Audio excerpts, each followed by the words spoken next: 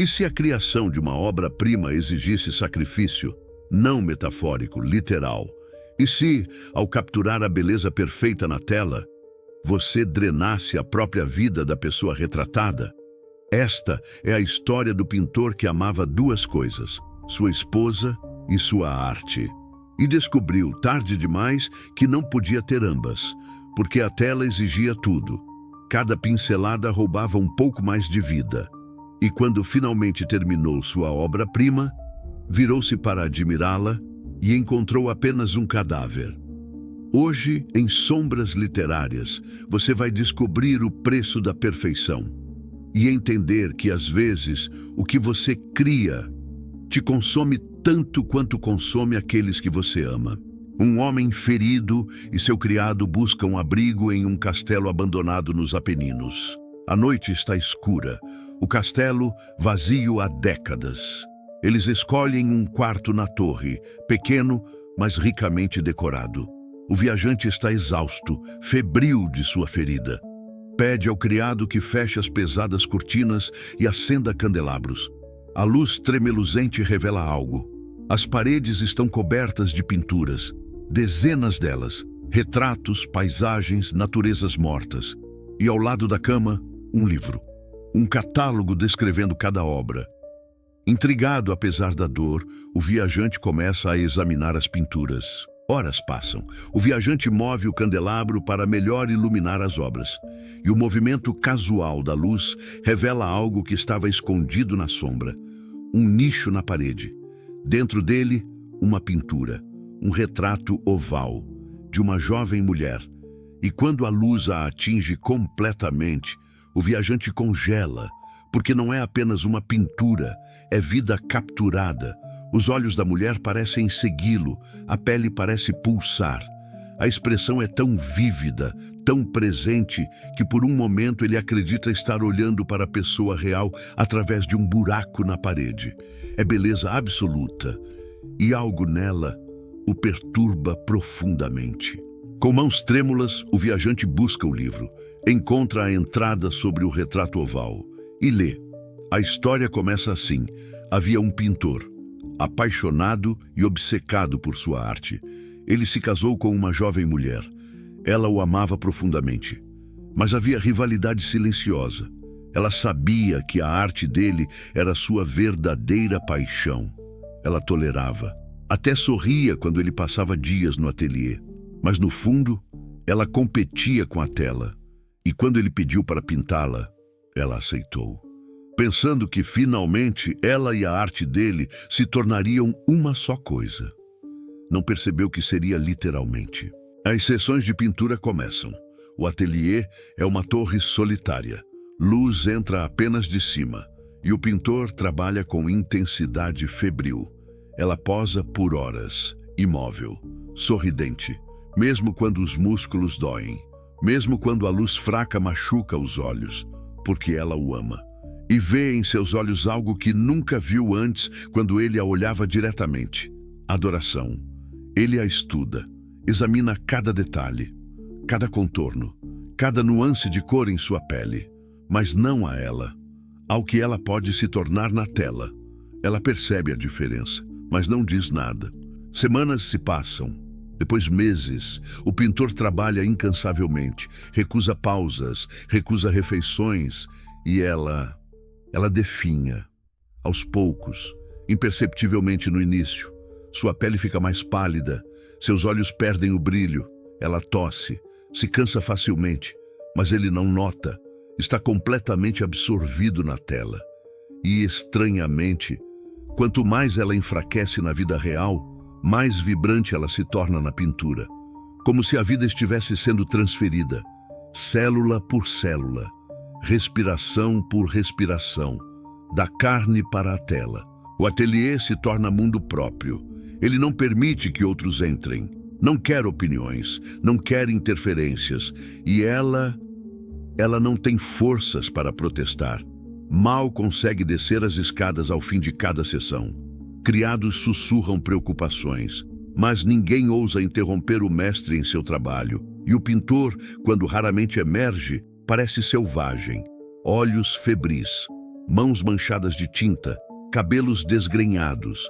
Ele fala apenas da pintura, de como está quase perfeita, de como falta apenas um toque final, um brilho nos olhos, um rubor nas bochechas, e volta correndo para a torre. Ela sabe que está morrendo. Sente, cada sessão leva um pedaço dela, mas não para, porque interromper seria destruí-lo. E ela o ama mais que ama a própria vida. Então continua posando, mesmo quando precisa ser carregada até a cadeira, mesmo quando sua respiração fica curta, mesmo quando o espelho revela um fantasma onde antes havia mulher vibrante. Ela sorri, mantém a pose e observa com desapego estranho sua própria vida sendo drenada e transferida para a tela. É sacrifício, é amor, é loucura. Talvez seja as três coisas simultaneamente. O pintor vê que está próximo, a obra está quase completa. Falta apenas algo, aquela centelha final, aquele toque de vida que transformará a boa pintura em obra-prima imortal. Ele trabalha dias sem dormir, adiciona camadas microscópicas, ajusta tons imperceptíveis e não percebe que cada pincelada corresponde a uma respiração mais fraca dela. Cada correção de cor corresponde a mais palidez em sua pele real. A pintura e a modelo estão conectadas, mas não como metáfora romântica, como transfusão literal, e ele está drenando até a última gota. Finalmente, em um momento de clareza artística, ele vê o toque final necessário, um brilho específico nos olhos. Ele mistura as tintas, aproxima o pincel e, com cuidado de cirurgião, adiciona aquele minúsculo ponto de luz. E instantaneamente, a pintura ganha vida. Não parece mais pintura, parece portal, janela, alma capturada em óleo e tela. É perfeição absoluta, o auge da arte humana. Ele recua tremendo de emoção e grita: está vivo, pela graça de Deus, está verdadeiramente vivo. E se vira para compartilhar o triunfo com ela. Ela está morta, na cadeira, ainda na pose, olhos abertos, mas sem ver, sorriso fixo, mas sem vida. Ela morreu exatamente no momento em que a pintura ganhou vida, como se houvesse quantidade finita de vida entre os dois.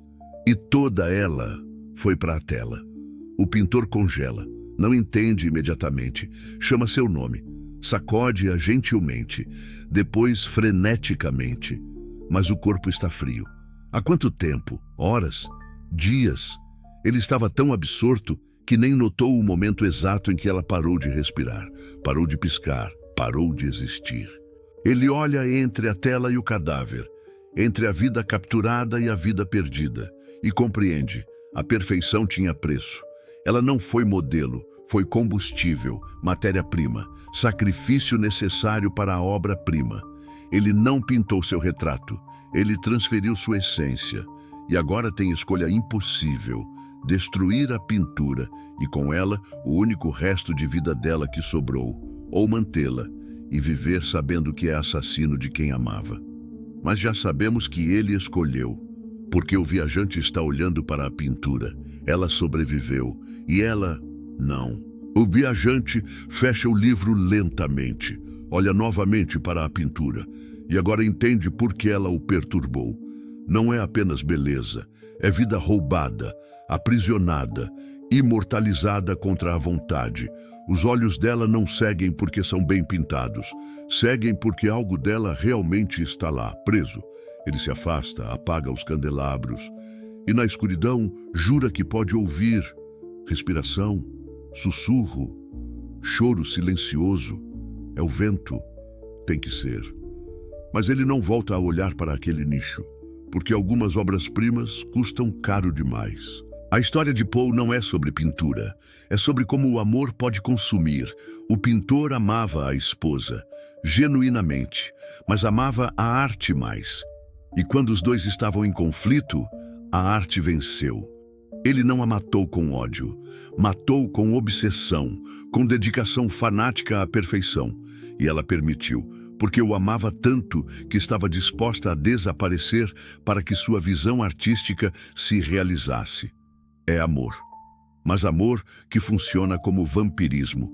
Um lado drena, outro é drenado, e no final, apenas um sobrevive. Ela sabia desde o início, a arte era rival, não outra mulher. Mas algo mais perigoso, porque amantes humanas podem ser confrontadas, expulsas, escolhidas contra. Mas a arte é obsessão interna, é parte dele. Competir com ela é competir com sua própria alma. E ela sabia que perderia, então tentou se fundir com a rival, tornar-se a arte, mas a fusão foi literal demais. E ela descobriu que você não pode se tornar a arte de alguém sem deixar de ser pessoa, sem deixar de ser vida. Quantas musas morreram assim? Não literalmente como ela, mas figurativamente. Mulheres que apagaram personalidades, desejos, vidas, para servir a visão artística de homens, que se tornaram objetos, projeções, ideais pintados que não correspondem a pessoas reais, e quando a obra está completa, são descartadas, porque o pintor não ama a mulher, ama o que ela representa na tela, e a mulher real, com necessidades, desejos, voz própria, é inconveniente, é interferência, é o que precisa morrer para que a arte viva. O pintor queria perfeição, e conseguiu. Mas perfeição em arte exige imperfeições em vida, exige sacrifício, exige que algo seja destruído para que algo seja criado. E quanto mais perfeita a arte, maior o sacrifício necessário. Ele criou obra-prima, retrato tão perfeito que parece vivo, mas para isso, algo vivo teve que morrer. É troca, equivalência, e a pergunta que Poe nos deixa: vale a pena? Deveríamos criar sabendo o custo? Ou há obras-primas que não deveriam existir porque o preço é impagável? Legalmente ele não a matou, não usou arma, não usou veneno, apenas pintou. Mas moralmente, ele é assassino, porque viu, teve que ver, ela definhando, enfraquecendo, morrendo, e não parou, não interrompeu, não escolheu ela sobre a tela, continuou pintando. Porque para artista obcecado, a obra é mais importante que tudo, mais que saúde, mais que sanidade, mais que amor, mais que vida, dele ou de outros. A arte justifica tudo, exige tudo. E ele pagou, com a única coisa que realmente amava além da arte, ela. Ela está morta há décadas, quando o viajante encontra o retrato. Mas na tela está viva, jovem, bela, eterna. Ele lhe deu imortalidade, não a imortalidade que ela queria, envelhecer ao lado dele, ter filhos, viver, mas imortalidade artística. Ela será admirada por séculos, estudada, louvada, mas nunca saberá, porque está morta. E a imortalidade pela arte é cruel. É ser preservado sem ter escolha, é existir eternamente no momento de maior vulnerabilidade, é ser visto sem poder olhar de volta. O retrato oval é sobre custo da arte, sobre como criação exige destruição, sobre artistas que consomem tudo ao redor em busca da obra perfeita, e sobre musas que pagam com vida, identidade, humanidade. É sobre amor que se torna vampirismo, obsessão que se disfarça de devoção. E sobre a pergunta que Poe não responde: deveria ele ter parado? Destruído a tela incompleta? Escolhido ela sobre a perfeição? Ou a arte justifica tudo? E se justifica, que tipo de monstros isso nos torna? O viajante deixa o castelo ao amanhecer, mas nunca esquece o retrato oval, porque viu nele algo que todos vemos, mas poucos admitem. Beleza tem custo, perfeição exige sacrifício, e às vezes o que criamos é alimentado por aquilo, ou aqueles que destruímos. Não apenas na arte, em tudo. Quantos sonhos são construídos sobre pesadelos de outros? Quantas carreiras sobre carreiras destruídas, quantas glórias sobre vidas drenadas. Me diga, você já foi o pintor? Tão obcecado com seu objetivo que não viu quem estava definhando ao lado? Ou foi a musa, desaparecendo aos poucos para alimentar o sonho de outro? Como você sabe quando parar? Quando desistir da perfeição? Quando escolher a vida sobre a arte? Comente aqui embaixo. Curta este vídeo, compartilhe com quem lida com obsessões criativas e inscreva-se no Sombras Literárias, porque a linha entre dedicação e destruição é tênue demais e cruzá-la é mais fácil do que imaginamos. Sombras Literárias, onde cada história esconde um segredo.